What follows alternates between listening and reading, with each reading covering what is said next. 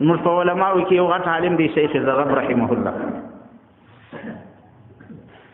دا شاعر و شعر به جوړوي قصیدې به جوړوي د رسول الله صلی الله علیه وسلم په حلیه باندې د پیغمبر علیه الصلاۃ والسلام په سنت باندې ځان برابر کړی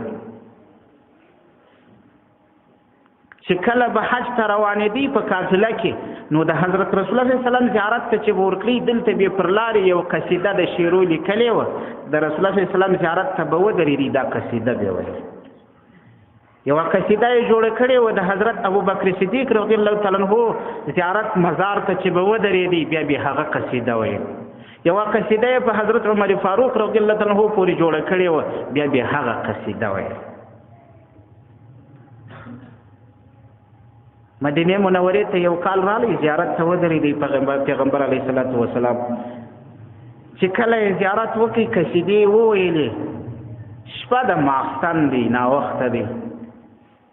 یو څوک ورته راپېښ سو ورته وایي صاحب زما میلمه یې زما میلمه یې ما سره ولاړ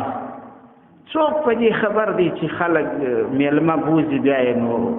بې عزتي کوي رسول الله صلی الله علیه و وسلم د میلمه په حق کې فرمایي من آمن بالله والیوم الاخر فلیکرم ضیفه څوک چې په الله ایمان لري په ورځ د قیامت ایمان لري هغه دې د خپل میلمه عزت او اکرام وکړي د خپل میلمه عزت دې وکړي حضرت شیخ زغب رحمه الله یې بوتي کور ته ورسره ولاړی چې هلته یې زیرخانې ته لاندې شوه کړي پر دې سړي باندې د پیغمبر علیه السلام ستاینه بده لګېده خبره خو سړی د رسول الله علیه السلام کې بعضې خلکو ته د الله صفت خوند نه ورکړي د پیغمبر علیه السلام صفت خوند نه ورکړي د حضرت ابوبکر صدیق رضی الله تعالی عنه ستاینه و صفت خوند نه ورکړي د حضرت عمر فاروق رضی الله تعالی عنه صفت و ستاینه خوند نه ورکړي د ده صفت که دې کاوي دی که څه هم پر ناحقه یې دا خوند ورکړي لکه خوار شي ته چې شي د ستاینې وړ د صفت وړ دا د الله تعالی ذات دی صفت و ستاینه دا چې سړی کوي خو د حضرت رسول الله صلی الله علیه وسلم به په مخلوق کې کوي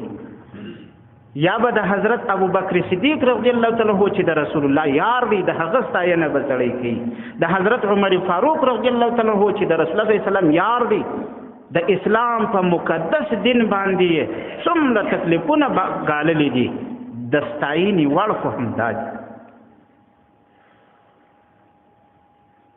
هغه سړی یې بوتي حضرت شیخ زغب رحمه الله ورته وایي چې ما ته د دې دپاره نه یې راوستلی چې ستا زه مېلمستیا وکړم ژبه راوبس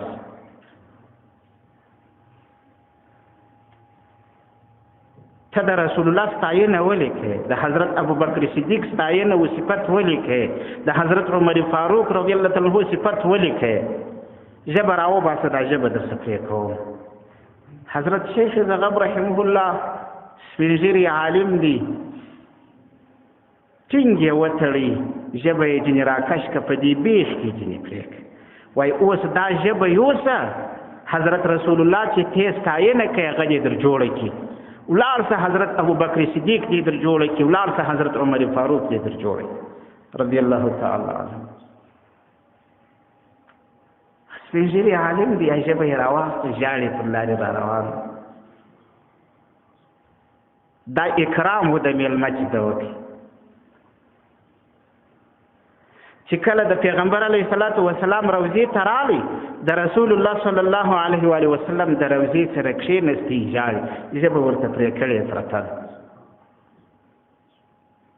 په ژړا ژړا کې شیخ زغب رحمه الله بیده شوی دی بیده شوی دی کبوري پیغمبر علیه السلام د روضې څخه په خوب کې ویني نبی علیه السلام د روضې څخه راووتي حضرت ابوبکر صدیق رضی الله تعالی عنه پسې راووتي حضرت عمر فاروق رضی الله تعالی عنه پسې راووتي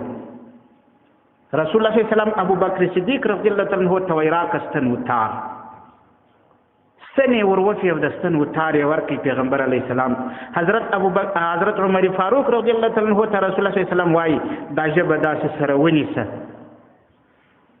حضرت عمر فاروق رضی الله تعالی عنه ورته نیولې ده، پیغمبر علیه السلام ټکان درکړی.